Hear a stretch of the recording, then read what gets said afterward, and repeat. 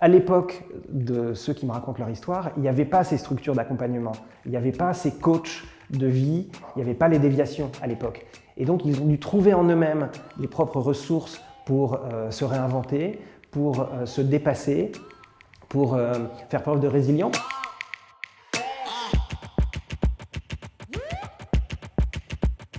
Je m'appelle Stanislas Duplex, j'ai 45 ans, je suis marié, j'ai 3 enfants.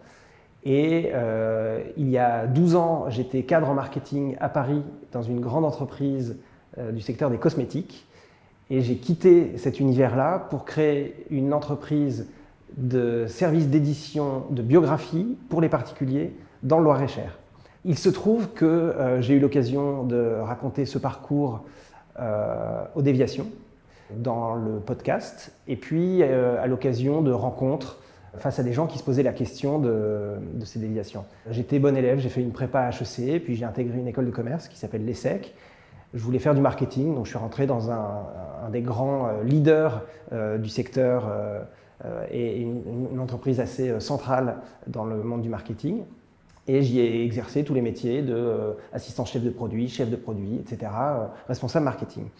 Dans ces métiers du marketing, dans ces grandes entreprises, moi, je n'ai pas ressenti ma place. J'ai trouvé que j'étais un pion, quelqu'un dans un organigramme, mais ce n'était pas ma vie à moi. Et c'est ce qui m'a amené, alors ça a pris du temps, mais à questionner ce choix professionnel que j'avais fait et à chercher quelque chose de plus fondamental, de répondre aux questions que je me posais sincèrement sur le sens de ma vie et sur le métier que je voulais faire, qui ne soit pas simplement un métier, mais qui soit quelque chose de beaucoup plus fort, avec du sens.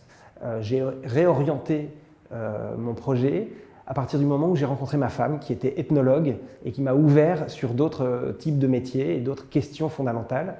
Et puis je suis devenu papa, ce qui m'a amené à me poser des questions sur la transmission, notamment celle des histoires familiales. Et c'est comme ça que petit à petit s'est agrégé dans ma tête cette idée de proposer un service d'édition de biographie, Plume d'éléphant, que j'ai créé à Blois en 2010 après avoir quitté Paris. Le métier que j'exerce depuis 10 ans m'amène à rencontrer des gens de tous horizons. J'ai écrit plus de 80 biographies moi-même et j'en ai supervisé à peu près 300. Mes clients, ce sont des gens ordinaires qui viennent de partout, de tous les univers, de tous les milieux sociaux, culturels, professionnels, géographiques et qui souhaitent transmettre leur histoire au travers d'un récit à la première personne et je les accompagne dans ce cheminement en leur posant des questions sur ce qui les a conduits à opérer ces changements, à construire leur vie comme ils l'ont fait. Et parmi ces témoignages, il y a des gens qui ont réellement vécu des choses qui me paraissent très inspirantes, très impressionnantes, parce qu'évidemment le XXe siècle, ça a été une succession de bouleversements sociaux très profonds, de guerres, de déracinement, des familles entières qui vivaient au même endroit depuis des générations, dans les mêmes genres de métiers, qu'elles soient tout en haut ou tout en bas de l'échelle sociale, se sont retrouvées à exercer d'autres métiers ailleurs et à vivre très différemment de leurs aïeux, de leurs ancêtres. Et c'est ces trajectoires qui m'ont vraiment passionné et qui me passionnent toujours aujourd'hui. À l'époque de ceux qui me racontent leur histoire, il n'y avait pas ces structures d'accompagnement, il n'y avait pas ces coachs de vie, il n'y avait pas les déviations à l'époque. Et donc ils ont dû trouver en eux-mêmes les propres ressources pour se réinventer, pour se dépasser, pour faire preuve de résilience. Les histoires que j'ai pu récolter d'anonymes recèlent en elles tout un tas d'enseignements dont on peut tirer parti. Et c'est ça que je compte apporter aux déviations, comme autant de petits éclairages qui peuvent être instructifs et utiles pour ceux qui veulent réorienter leur vie et se réinventer.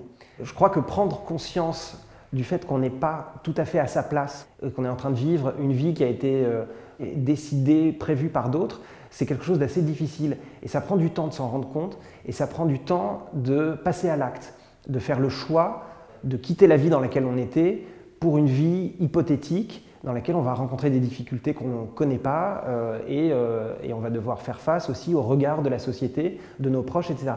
Je suis absolument convaincu qu'il est utile et important de pouvoir s'appuyer sur une communauté de réflexion comme celle que proposent les déviations pour tous les gens qui se posent la question de leur propre itinéraire, du sens de leur vie et de là où ils veulent aller.